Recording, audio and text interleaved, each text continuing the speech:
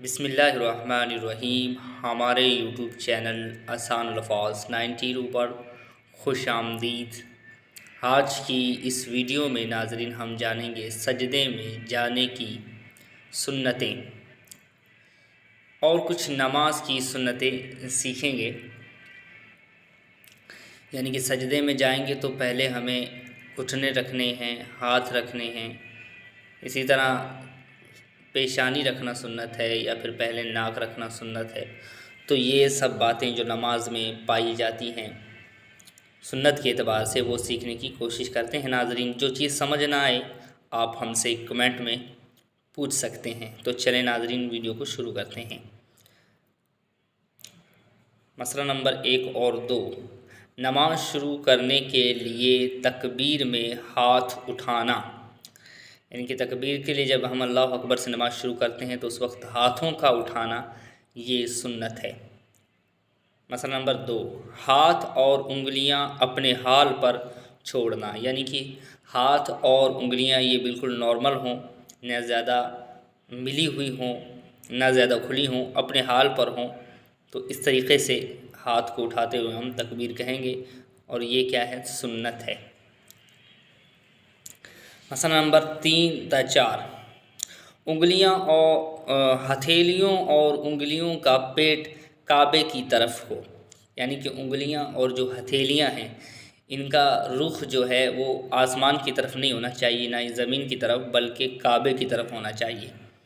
مسئلہ نمبر 4، تکبیر سے پہلے ہاتھ اٹھانا، یعنی کہ پہلے سے ہی ہمیں ہاتھ اٹھا لینے ہیں، اس کے بعد جو ہے ہمیں تکبیر کہنا شروع کرنا ہے۔ ایسا نہیں ہے کہ جب ہم ہاتھ اٹھانے لگیں اس وقت تکبیر کہیں، ہاتھ اٹھانے کے بعد تکبیر کہنا شروع کریں گے۔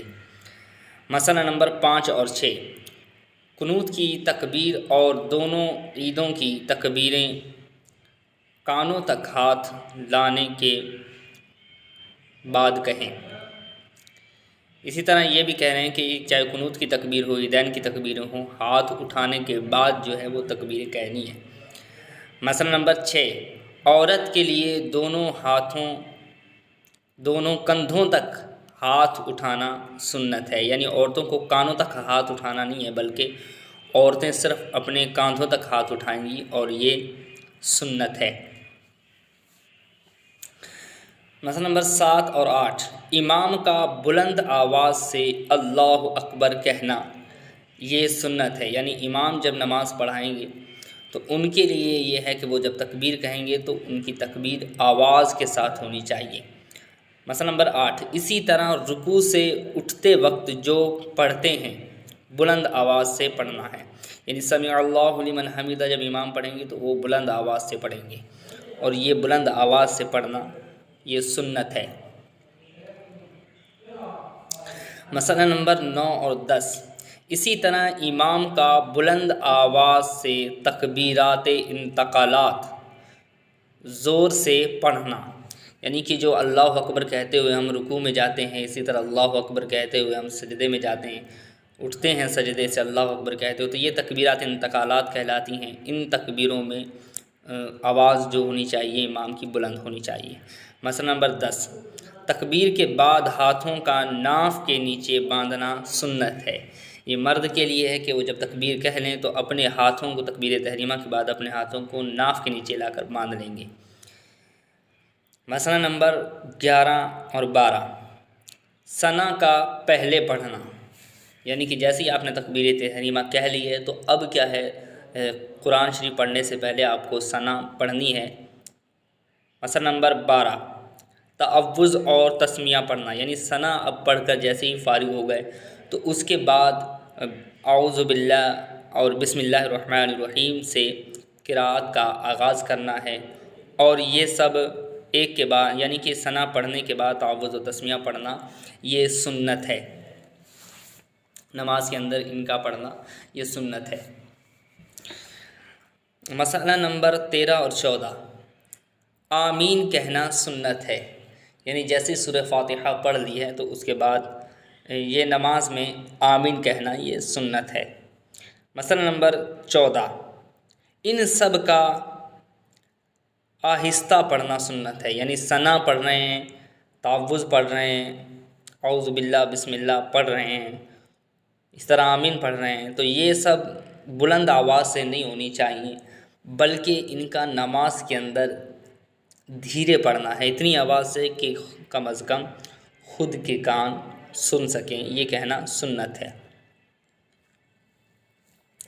مسئلہ نمبر 15 اور 16، اور ہر ایک کے بعد دوسرے کو فوراً پڑھے، وقفہ نہ کریں، یعنی کہ ثنا پڑھ لیا ہے اس کے بعد اعوذ باللہ پڑھنا ہے تو ان دونوں کے درمیان اب وقفہ نہیں ہونا چاہیے، یعنی کہ کچھ دیر ٹھہرے رہیں، ایسا نہیں کرنا ہے، بلکہ ثنا پڑھ لی ہے تو اس کے بعد فوراً اعوذ باللہ، اس کے بعد فوراً تسمیہ پڑھنا، یہ سنت ہے۔ مسئلہ نمبر 16، امام نے بلند آواز سے قرات شروع کر دی تو ثنا نہ پڑھیں، یعنی کہ امام نے جب آپ قرات بلند آواز سے کرنا شروع کر دی تو اب ثنا نہیں پڑھنا۔ مسئلہ نمبر 17 اور 18، اگر امام آہستہ پڑھ رہا ہے تو اب ثنا پڑھے، یعنی کہ امام بلند آواز سے قرات نہیں کر رہے ہیں تو اب کیا ہے، ہمیں ثنا اب ہم پڑھ سکتے ہیں۔ مسئلہ نمبر 18، تعوذ اور تسمیہ مقتدی پر نہیں ہے، یعنی کہ اعوذ باللہ اور تسمیہ یعنی بسم اللہ الرحمن الرحیم یہ مقتدی پر نہیں ہے کہ مقتدی ان کو پڑھے، بلکہ مقتدی صرف ثنا پڑھے گا، اعوذ باللہ اور بسم اللہ نہیں پڑھیں گے۔ مسئلہ نمبر 19 اور 20، اگر ثنا یا تعوذ یا تسمیہ پڑھنا بھول گیا تو اب دوبارہ نہ پڑھے، یعنی کہ اب یہ پڑھنا بھول گیا ہے، تسمیہ بھی ثنا بھی اور اعوذ باللہ بھی پڑھنا بھول گیا ہے، تو اب ان کو دوبارہ پڑھنا یہ ضروری نہیں ہے، کیونکہ ان کا محل فوت ہو گیا تو اب دوبارہ لوٹانے کی ان کو حاجت نہیں ہے۔ مسئلہ نمبر 20، رکوع کی تسبیح 3 بار پڑھنا سنت ہے، یعنی کہ رکوع میں جو تسبیح پڑھی جاتی ہے اس کا 3 بار پڑھنا یہ سنت ہے۔ مسئلہ نمبر 21 تا 22، گھٹنوں کو ہاتھ سے پکڑنا سنت ہے، یعنی کہ جو گھٹنے ہیں ان پر صرف ہاتھوں کو رکھنا نہیں ہے بلکہ ان گھٹنوں کو ہاتھوں سے پکڑ لینا یہ سنت ہے۔ مسئلہ نمبر 22، گھٹنوں پر ہاتھ کی انگلیاں خوب کھلی رکھنا، یعنی کہ جو گھٹنے ہیں ان پر جو ہاتھ کی انگلیاں ہیں یہ خوب پھیلی ہوئی ہوں، ایک دم ملی ہوئی نہ ہوں، خوب پھیلا کے رکھنا گھٹنوں پر اپنی انگلیوں کو، یہ سنت ہے۔ تو جی ہاں ناظرین، ہم وہ باتیں سیکھ رہے ہیں جو نماز میں سنت ہیں۔ مسئلہ نمبر 23 24، عورت کے لیے صرف ہاتھوں کا گھٹنوں پر رکھنا سنت ہے، عورت کیا کرے گی کہ وہ اپنے ہاتھوں کو صرف گھٹنوں پر رکھے گی، نہ زیادہ زور دے گی نہ انگلیوں کو پھیلائے گی۔ مسئلہ نمبر 24، رکوع میں ٹانگیں خوب سیدھی رکھنا سنت ہے، یعنی کہ جو رکوع کر رہے ہیں تو اس میں جو ٹانگیں ہیں وہ کمان کی طرح ٹیڑھی نہیں ہونی چاہیے بلکہ بالکل سیدھی رکھنا یہ سنت ہے۔ مسئلہ نمبر 25 تا 26، رکوع کے لیے اللہ اکبر کہنا سنت ہے، یعنی کہ رکوع میں جب جائیں گے تو اللہ اکبر کہتے ہوئے رکوع میں جانا یہ سنت ہے۔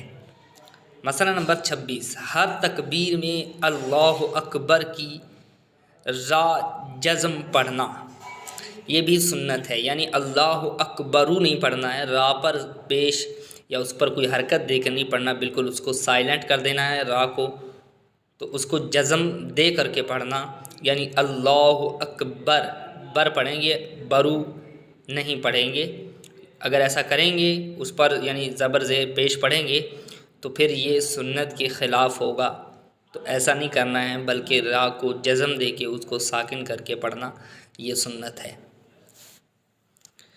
مسئلہ نمبر 27 تا 28، مقتدی نے 3 بار تسبیح نہ کہی، امام نے رکوع یا سجدے سے سر اٹھا لیا تو مقتدی امام کی پیروی کرے، یعنی کہ امام نے تسبیحات پڑھ لی لیکن مقتدی نے ابھی تسبیحات نہیں پڑھی ہیں 3 بار مکمل، تو اب امام نے سر اٹھا لیا تو مقتدی پر بھی ہے کہ وہ اپنے سر کو رکوع یا سجدے سے اٹھا لے، امام کی پیروی کرنا یہ واجب ہے۔ مسئلہ نمبر 28، رکوع میں پیٹھ بالکل سیدھی رکھے، یعنی کہ نماز کے اندر جو رکوع ہے उस रुकू के अंदर पीठ बिल्कुल सीधी इस तरीके से कि कोई चीज़ अगर ऊपर रखी जाए तो वो गिरे ना, इस तरीके से पीठ बिछाना सुन्नत है। मसला नंबर 29-33, रुकू में सर ना ज़्यादा ऊंचा हो ना नीचा पीठ के बराबर हो, यानी कि सर जो है ये ना पीठ के ज़्यादा ऊंचा नीचा नहीं होना चाहिए बल्कि बिल्कुल सामने हो, बराबर हो, ये सुन्नत है। मसला नंबर 30, हदीस में आया उसकी नमाज ना काफ़ी है जो सजदे और रुकू में पीठ सीधी नहीं करते, यानी कि नमाज वो कामिल नहीं होती है उनकी कि जो अपनी नमाज के रुकू में पीठ जो है बिल्कुल सीधी नहीं करते। तो हमें इंशाअल्लाह नमाज के अंदर जब रुकू करेंगे तो पीठ बिल्कुल सीधी करेंगे इस तरीके से कि अगर पानी का प्याला भी ऊपर रखा जाए तो वो गिरे ना।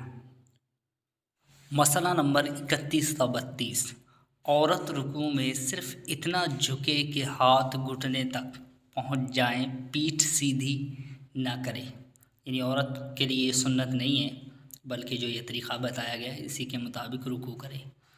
मसला नंबर 32, रुकू में कम से कम तस्बीह 3 बार हो, जितनी ज़्यादा पढ़ सकता है, पर अदद जो है वो ताक होना चाहिए इस तरीक़े से कि जो गिनती आपस में बंट जाती है उस गिनती को कहते हैं ताक अदद।